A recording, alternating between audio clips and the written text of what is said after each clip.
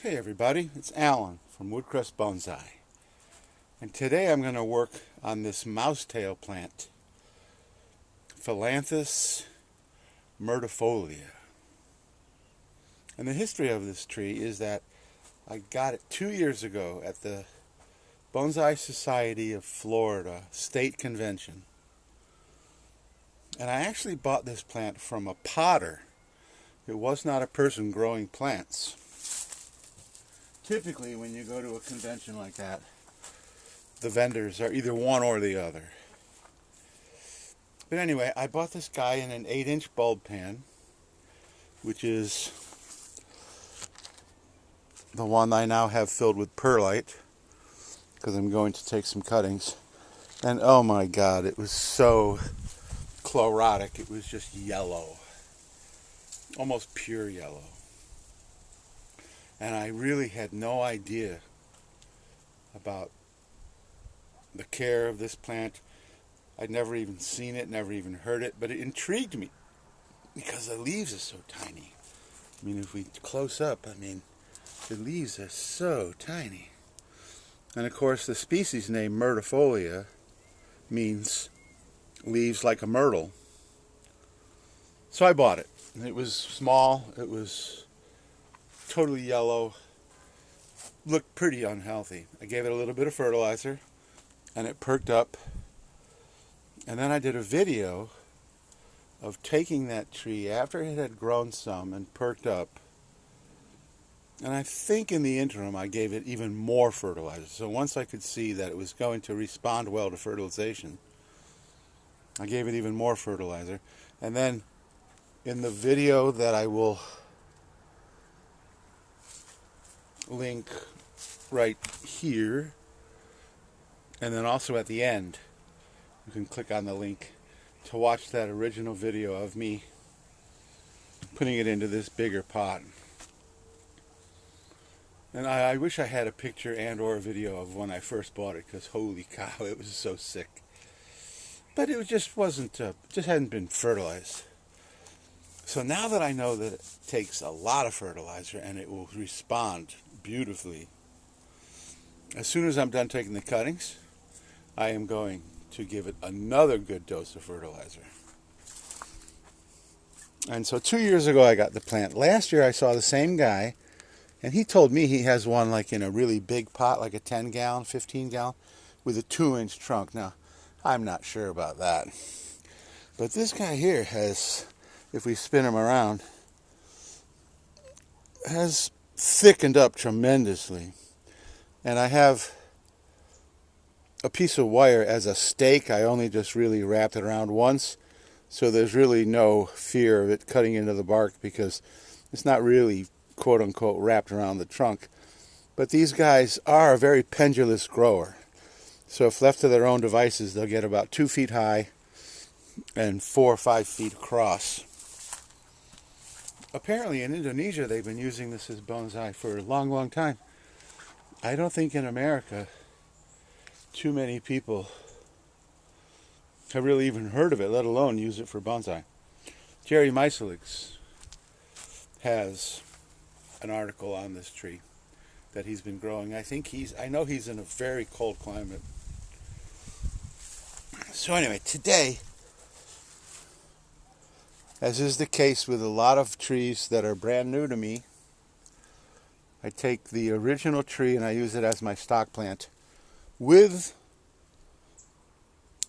the plan in the future to turn it into a bonsai.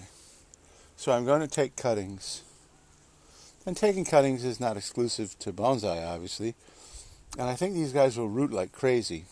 Another very interesting thing is I was going to do this about 2 weeks ago. And I noticed it was flowering. It started flowering. And they were all over the place, and they're teeny, teeny, tiny. So I thought, wow, that is so cool. So I don't want to take cuttings when a tree is flowering because the energy kind of thing. But then they just all fell off. There was no seed set, and we still, if we look real, real close, there are still some flowers. There's a little tiny one right there and a little tiny one right there that has not quite yet opened. But the vast majority of them fell off, and that can happen. My Premna are like that. I have Premna that flower like crazy, and there's little insects that come and feed off the nectar and or the pollen, but never had a seed ever. And it's not that big of a deal because they root from cuttings too. And we're already getting wind. Yeah, go figure, right? And so, as you can see, I have pure virgin perlite, which is I usually add a little bit of organic matter to it. But today I'm just going pure perlite, brand new out of the bag, because I reuse my perlite when I take cuttings and they've rooted, and I pull them out of the cutting tray and then pot them up. That perlite, the old perlite that's still left in the tray, is still perfectly fine. I mean, perlite is a volcanic rock, actually, that is totally inert. So you can use it. I can use it. I do use it over and over and over again. I hate to tell people what to do. So when I say you can use it over again, well, it's up to you. But I use it over again. So, based on this guy's movement and development, I don't think there's any really wrong place to start taking cuttings.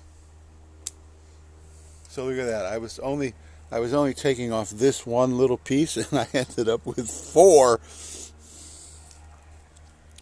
So then I'm just going to turn it into 4. 1, 2, 3, and then what's left is 4. And then you always want to strip quite a bit. And just stripping the leaves have exposed the cambium, the green. And then into the rooting hormone. And then into the perlite. And I may have to give these guys a little incentive to get down into the perlite. Because the stems are pretty.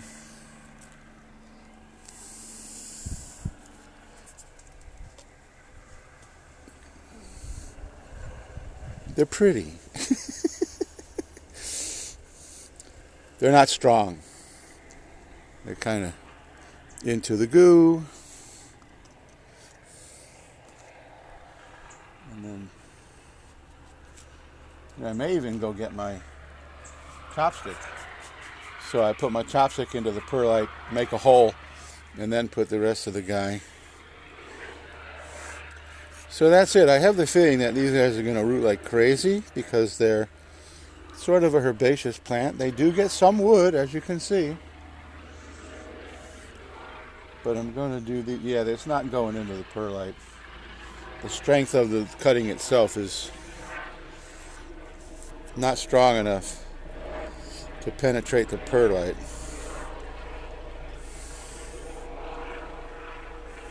Yeah, ain't going to happen. So anyway, that's mousetail plant. What is it? Philanthus myrtifolia. And it's just, I'm just going to do the same thing. I'm going to fill that guy up. And then obviously when you do cuttings, you want to keep the humidity really high. You want to keep the moisture and the medium high. And I have the feeling that in 6 weeks or so, I'm going to have a whole bunch of little babies. And then what I do is, so now I've got my stock plant, and now I'm propagating into a cutting tray. And then once those guys root, then I'll begin to grow those guys out and develop them for bonsai. And I'm getting into this trend where I want to start putting stuff in the ground more. I have a lot of space. Need to pull some weeds, but welcome to my backyard. So that's the deal with that guy. I think this is going to be a really cool tree. And where to go with this guy now, as far as future bonsai, that's way, way, way in the future. I don't have to even worry about that. Take the cuttings, give it another really good dose of fertilizer because it certainly responds, and then go from there.